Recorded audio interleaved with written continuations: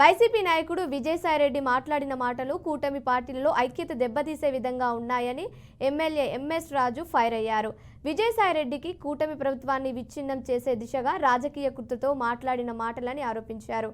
జగన్మోహన్ రెడ్డి, విజయసాయిరెడ్డి ఎన్ని కుట్రలు కుతంత్రాలు చేసినా కూటమి పార్టీలను విడదీయలేరని స్పష్టం చేశారు. కుటిల నీచ రాజకీయాలకు బయలైపోయే విధంగా తమ పార్టీలు లేవని ఎమ్మెల్యే వెల్లడించారు. ఈ రోజుకి రాష్ట్రం కోసం, ప్రజల సంక్షేమం కోసం, అభివృద్ధి కోసం రోజుకి 18 గంటలు శ్రమించేటువంటి నేత గౌరవ ముఖ్యమంత్రి చంద్రబాబు నాయుడు గారు.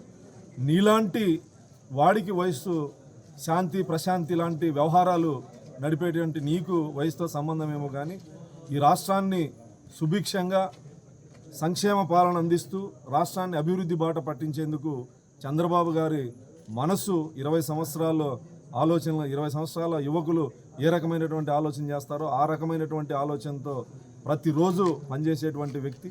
గౌరవ ఉప ముఖ్యమంత్రి పటిష్టమైనటువంటి నాయకత్వం వహిస్తున్నారు. గౌరవ ముఖ్యమంత్రి చంద్రబాబు గారు, పవన్ కళ్యాణ్ గారు, అదేవిధంగా పురంధేశ్వరి గారు బీజేపీ, జనసేన, తెలుగుదేశం పార్టీని నీ కుటిల నీచ రాజకీయాలకు బలైపోయే విధంగా మా పార్టీలు లేవని కూడా ఈ సందర్భంగా తెలియజేస్తానా.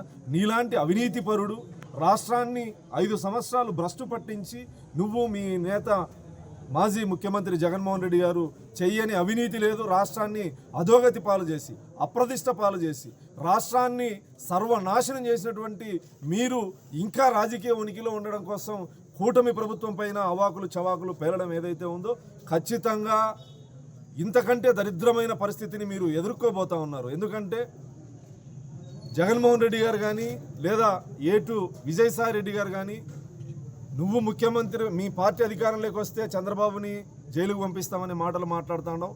ఖచ్చితంగా మీరు చేసినటువంటి తప్పుల్ని, కక్ష సాధింపు చర్యలకు చంద్రబాబు గారు పూనుకోరు కానీ ఖచ్చితంగా మీరు చేసిన తప్పులకి